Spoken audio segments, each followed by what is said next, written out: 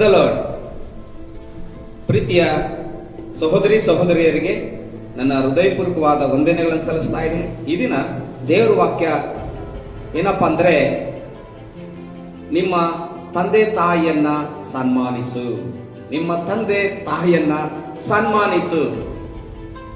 ಯಾವ ರೀತಿಯಾಗಿ ಸನ್ಮಾನ ಮಾಡಬೇಕು? ನಮ್ಮ ತಂದೆ ತಾಯಿ ಯಾವಾಗ ನಮ್ಮ ಜೊತೆಲಿ ಇರ್ತಾರಲ್ಲ, ಯಾವಾಗಲೂ ನಾವು ಜೊತೆಲಿ ಇರ್ತೀವಲ್ಲ, ಯಾಕೆ ನಾವು ಸನ್ಮಾನ ಮಾಡೋದು ಎಂಬುದಾಗಿ ನಿನ್ನಲ್ಲಿ ಪ್ರಶ್ನೆ ಬರೋದಾದರೆ, ದೇವರ ವಾಕ್ಯದ ಮುಖಾಂತರ ಕೆಲವು ವಿಷಯಗಳನ್ನ ನಾವು ಧ್ಯಾನ ಮಾಡಿಕೊಳ್ಳೋಣ. ವಿಮೋಚನೆ ಕಂಡ 20ನೇ ಅಧ್ಯಾಯ 12ನೇ ವಚನ. ನಿನ್ನ ತಂದೆ ತಾಯಿಗಳನ್ನು ಸನ್ಮಾನಿಸಬೇಕು. ಸನ್ಮಾನಿಸಿದರೆ ನಿನ್ನ ದೇವರಾದ ಯೆಹೋವನು ನಿನಗೆ ಅನುಗ್ರಹಿಸುವ ದೇಶದಲ್ಲಿ ನೀನು ಬಹುಕಾಲ ಇರುವಿ. ಹಲ್ಲೆಲೂಯಾ. ಈ ಭೂಲೋಕದಲ್ಲಿ ನೀನು ಬಹುಕಾಲ ಬಾಳಬೇಕಾದ್ರೂ, ಬಹುಕಾಲ ಬದುಕಬೇಕಾದ್ರೂ, ಬಹುಕಾಲ ಆಯಸ್ಸು ಆರೋಗ್ಯದಿಂದ ಇರಬೇಕಾದ್ರೂ, ಈ ಲೋಕದಲ್ಲಿ ದೇವರು ಕೊಟ್ಟಂತ ಸಮಯವನ್ನ, ಈ ಲೋಕದಲ್ಲಿ ದೇವರು ಕೊಟ್ಟಂತ ಆನಂದವನ್ನು ನೀನು ಪಡ್ಕೊಳ್ಬೇಕಾದ್ರೆ, ಬಹಳ ದಿನಗಳು ನೀನು ಬದುಕಬೇಕಾದರೆ ಒಂದು ಕೆಲಸ ಮಾಡು, ನಿನ್ನ ತಂದೆ ತಾಯಿಯನ್ನ ಸನ್ಮಾನಿಸು. ಕೆಲವರು ಗೊತ್ತಿಲ್ಲದೆ ಏನ್ ಮಾಡ್ತಾರೆ ಗೊತ್ತಾ? ತಂದೆ ತಾಯಿಗಳನ್ನ ಪೂಜೆ ಮಾಡ್ತಾರೆ. ತಂದೆ ತಾಯಿಗಳನ್ನ ಪೂಜೆ ಮಾಡ್ತಾರೆ. ಪೂಜೆ ಮಾಡುವುದಕ್ಕೂ ಸನ್ಮಾನ ಮಾಡುವುದಕ್ಕೂ ಏನು ವ್ಯತ್ಯಾಸ ಅಂದರೆ, ಈ ವಾಕ್ಯ ಭಾಗವನ್ನ ಅನೇಕ ಜನ ಅದು ತಪ್ಪಾಗಿ ಅರ್ಥ ಮಾಡಿಕೊಂಡು ಪಾದಗಳನ್ನು ಪೂಜೆ ಮಾಡಿರುವುದನ್ನು ನಾನು ಕಣ್ಣಾರೆ ನೋಡಿದ್ದೇನೆ. ಪ್ರೀತಿಯ ದೇವರ ಮಕ್ಕಳೇ, ನಿಮ್ಮ ತಂದೆ ತಾಯಿಗಳಿಗೆ ಪಾದ ಪೂಜೆ ಮಾಡುವುದಾದರೆ ಅದು ವಿಗ್ರಹಕ್ಕೆ ಸಮಾನವಾದದ್ದು.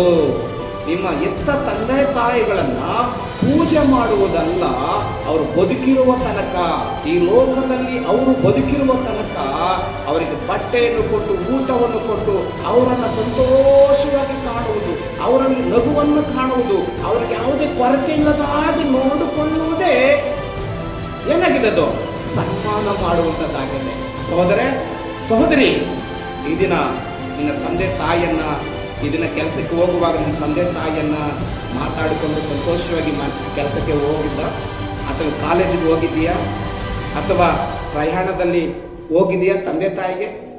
ಒಂದು ವೇಳೆ ದೂರದ ಪ್ರಾಂತ್ಯದಲ್ಲಿ ಇದ್ದು ಕೆಲಸ ಮಾಡಿಕೊಂಡು ತಂದೆ ತಾಯಿ ಮುಖ ನೋಡದೆ, ಅವ್ರಿಗೆ ಫೋನು ಮಾಡದೆ, ಊಟ ಮಾಡಿದ್ದೀರಾ, ತಿಂದಿದ್ದೀರಾ, ಮಲಗಿದ್ದೀರಾ ಅಂತ ಅವರನ್ನ ಮಾತಾಡಿಸ್ತಾ ಇದೆಯಾ? ಇವತ್ತೇ ಈ ವಾಕ್ಯ ಭಾಗದಿಂದ ನಿಮ್ಮ ತಂದೆ ತಾಯಿಯನ್ನ ಫೋನ್ ಮಾಡಿ ಮಾತಾಡು. ಯಾಕಂದ್ರೆ ಅವರೆಷ್ಟೋ ಕಷ್ಟಪಟ್ಟು, ಅವ್ರ ಜೀವಮಾನದಲ್ಲಿ ಕಷ್ಟಪಟ್ಟು ಓದಿಸಿ, ನಿನ್ನನ್ನು ಸಾಕಿ ಸಲಹಿ ಬೆಳೆಸಿ ದೊಡ್ಡವರನ್ನಾಗಿ ಮಾಡಿದಿನ. ನಿನ್ನ ಕೈಯಲ್ಲಿ ಒಳ್ಳೆ ಜಾಬ್ ಕೊಟ್ಟು, ಒಳ್ಳೆ ಬೈಕ್ ಕೊಡಿಸಿ, ಒಳ್ಳೆ ಕಾರು ಕೊಡಿಸಿ, ಒಳ್ಳೆ ಮನೆಯನ್ನು ಕಟ್ಟಿಸಿ ಇದು ನಿನ್ನ ಸಂತೋಷವಾಗಿರೋದಕ್ಕೆ ಕಾರಣ ನಿನ್ನ ತಂದೆ ತಾಯಿ ಆಗಿದ್ದಾರೆ. ಹಲ್ಲೆಲೂಯಾ. ಅಂಥವ್ರನ್ನ ದೂರ ಮಾಡ್ತಾ ಇದೀಯಾ ನೀನು? ಅಂಥವ್ರು ನೀನು ಹೊಡಿತಾ ಇದೆಯಾ?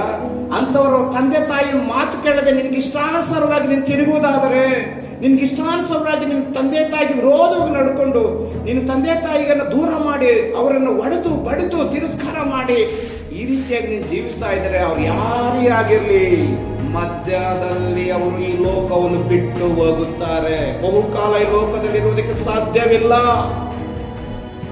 ಮಧ್ಯದಲ್ಲಿ ಈ ಲೋಕವನ್ನು ಬಿಡಬೇಕಾಗುತ್ತದೆ. ಎಚ್ಚರಿಕೆ. ಸನ್ಮಾನ ಮಾಡ್ರಿ ಅವ್ರನ್ನ. ಕಷ್ಟಪಟ್ಟು ಓದಿಸೋದು ಅಷ್ಟೊಂದು ಸುಲಭದ ಕೆಲಸ ಅಲ್ಲ. ಅವ್ರಿಗೆ ಜ್ವರ ಬಂದರೂ ಕೂಡ ನಿನ್ ಜ್ವರ ಬರದ ಹಾಗೆ ನೋಡ್ಕೊಂಡಿದ್ದಾರೆ. ಅವರು ಹೊಟ್ಟೆಯನ್ನು ಕಟ್ಟಿ ನಿನಗೆ ಹೊಟ್ಟೆ ತುಂಬ ಊಟ ಕೊಟ್ಟಿದ್ದಾರೆ. ಅವರು ಬಟ್ಟೆಯನ್ನು ಹಾಕಿಕೊಳ್ಳದೆ ನಿನಗೆ ಮೈ ತುಂಬ ಬಟ್ಟೆ ಕೊಡಿಸಿದ್ದಾರೆ. ನಿನ್ನ ತಂದೆ ತಾಯಿಗಳನ್ನ ಸನ್ಮಾನಿಸು. ಪ್ರತಿದಿನ ತಂದೆ ತಾಯಿಗಳನ್ನು ಸಂತೋಷಪಡಿಸೋರನ್ನ, ಅವ್ರಿಗೆ ಹೇಳದಷ್ಟು ಅವ್ರಿಗೆ ಹಣವನ್ನು ಕೊಡು. ಒಂದು ವೇಳೆ ನಿನ್ನ ತಂದೆ ತಾಯಿ ಕುಡುಕತನದಲ್ಲಿದ್ರೆ, ದುಷ್ಟ ಕಾರ್ಯಗಳು ಮಾಡುವುದಾದ್ರೆ ಅವ್ರಿಗೆ ಬುದ್ಧಿ ಹೇಳು. ಅಪ್ಪ, ಡ್ಯಾಡಿ, ತಂದೆ, ಅಮ್ಮ, ಈ ರೀತಿಯಾಗಿ ನೀನು ಮಾಡಬೇಡಮ್ಮ, ಈ ರೀತಿಯಾಗಿ ನೀನು ಇರಬೇಡಮ್ಮ ಅಂತ ಅವ್ರಿಗೆ ಬುದ್ಧಿ ಹೇಳಮ್ಮ. ಆದರೆ ತಂದೆ ತಾಯಿಗಳನ್ನ ಏನ್ ಮಾಡೋದು ಮರಿಬೇಡ. ತಂದೆ ತಾಯಿಗಳನ್ನು ತಿರಸ್ಕಾರ ಮಾಡಬೇಡ. ಅವರು ಈ ಲೋಕಕ್ಕೆ ಬರಬೇಕಾದ್ರೆ ಅವ್ರ ಕಷ್ಟಾರ್ಜಿತ ಎಷ್ಟೋ ನಿನ್ನ ಮೇಲಿದೆ, ಅವ್ರ ಋಣ ನಿನ್ನ ಮೇಲೆ ಹಾಕಿದ್ದಾರೆ.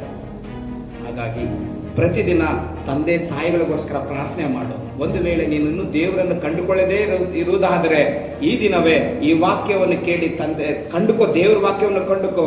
ತಂದೆ ತಾಯಿಯನ್ನು ಸನ್ಮಾನಿಸು, ತಂದೆ ತಾಯಿಯನ್ನ ಪ್ರೀತಿಸು, ತಂದೆ ತಾಯಿಯನ್ನ ಗೌರವಿಸು, ತಂದೆ ತಾಯಿಯನ್ನ ಅವ್ರನ್ನ ಏನ್ ಮಾಡು, ದೇವರಲ್ಲಿ ನಡೆಸು. ದೇವರಲ್ಲಿ ನಿಮ್ಮ ತಂದೆ ತಾಯಿನ ಬಲಪಡಿಸು. ಅದಕ್ಕೆ ದೇವ್ರು ನಿನ್ನನ್ನು ಕರೆದಿರೋದು, ಅದಕ್ಕೆ ದೇವ್ರು ನಿನ್ನನ್ನು ಪ್ರೀತಿ ಮಾಡ್ತಾ ಇರೋದು. ತಂದೆ ತಾಯಿಗೆ ಹೊಟ್ಟೆ ತುಂಬ ಊಟ ಕೊಡಿ, ಅವ್ರು ನಗು ನಗುತ್ತಾ ಇರಾಗ ನೋಡ್ಕೋ. ಅವ್ರ ಅನಾರೋಗ್ಯ ಬಂದ ತಕ್ಷಣ ಆಸ್ಪತ್ರೆಗೆ ಕರೆದುಕೊಂಡು ಅವ್ರನ್ನ ಚೆನ್ನಾಗಿ ನೋಡ್ಕೊಡುವಾಗ ಈ ಲೋಕದಲ್ಲಿ ನೋಡಿ, ಇನ್ನು ತಂದೆ ತಾಯಿಗಳನ್ನು ಸನ್ಮಾನಿಸಬೇಕು. ಸನ್ಮಾನಿಸಿದರೆ ನಿನ್ನ ದೇವರಾದ ಯೆಹೋವನು ನಿನಗೆ ಅನುಗ್ರಹಿಸುವ ದೇಶದಲ್ಲಿ ನೀನು ಬಹುಕಾಲ ಇರುವುದು. ಈ ಲೋಕದಲ್ಲಿ ಬಹುಕಾಲ ಬಾಳಬೇಕಾದರೆ ತಂದೆ ತಾಯಿಯನ್ನು ಸನ್ಮಾನಿಸು, ಗೌರವಿಸು. ದೇವರು ನಿಮ್ಮನ್ನು ಆಶೀರ್ವಾದ ಮಾಡಿ. ಕ್ರೈಸ್ತಲೋ ಕ್ರೈಸ್ತಲೋ